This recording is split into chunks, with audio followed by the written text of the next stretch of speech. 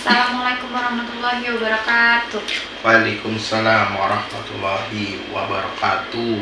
Halo teman-teman semua, balik lagi nih di podcast aku. Hari ini kita bakal bahas topik yang sering dianggap sensitif, tapi penting banget buat dipahami, yaitu talak dalam ajaran Islam.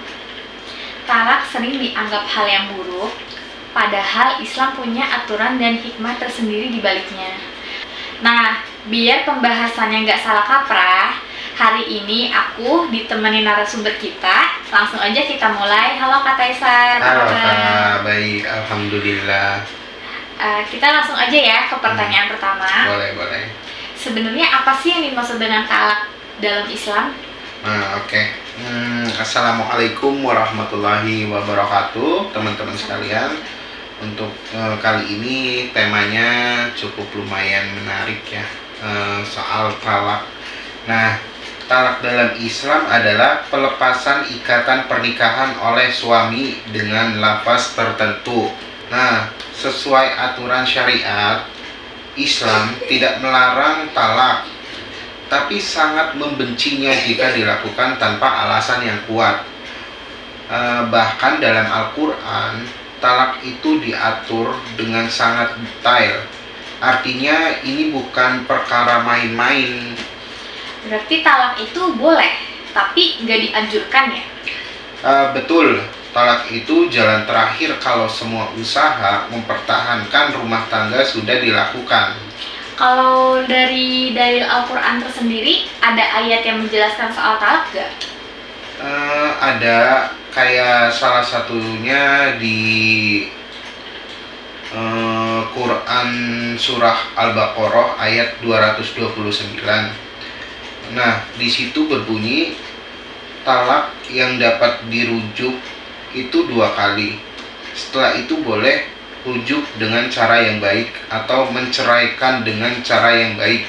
Nah, Quran surah Al-Baqarah 229 ayat ini nunjukin bahwa Islam mengatur talak dengan adab, bukan dengan emosi. Kalau dari sisi sosial dan kehidupan sehari-hari, gimana pandangan Islam soal talak? Untuk sisi sosial ya, sisi sosial itu Islam sangat menekankan musyawarah, kesabaran, dan keadilan sebelum talak terjadi. Bahkan dalam Quran surah An-Nisa ayat 35, Allah menyuruh mengirim hakim dari keluarga suami dan istri untuk mendamaikan keluarga tersebut. Artinya apa? Talak itu bukan keputusan sepihak yang gegabah, tapi harus dipikirkan matang-matang dan persetujuan dua belah pihak gitu. Kalau dari hadis Nabi, ada nggak yang menegaskan soal talak? Nah, untuk dari hadis Nabi juga ada yang cukup terkenal. Rasulullah Shallallahu Alaihi Wasallam bersabda, perkara halal yang paling dibenci oleh Allah adalah talak. Hadis riwayat Abu Dawud. Nah, hadis ini nunjukin bahwa walaupun talak itu halal, tapi Allah tidak menyukainya karena dampaknya besar banget, bukan cuma ke pasangan tapi juga bisa ke anak, ke keluarga yang lain, pokoknya tuh bisa merembet kemana-mana gitu.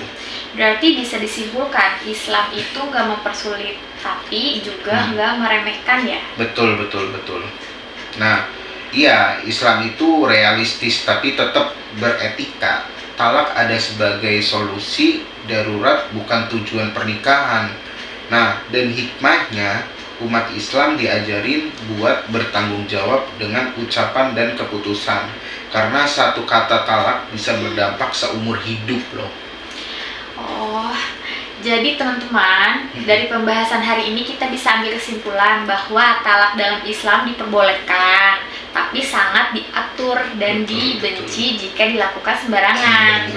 Islam lebih mengutamakan perdamaian, kesabaran, dan musyawarah. Semoga podcast kali ini bisa menambah pemahaman kita semua. Aku Ratih pamit undur diri ya. Wassalamualaikum warahmatullahi wabarakatuh. Waalaikumsalam warahmatullahi wabarakatuh. Terima kasih.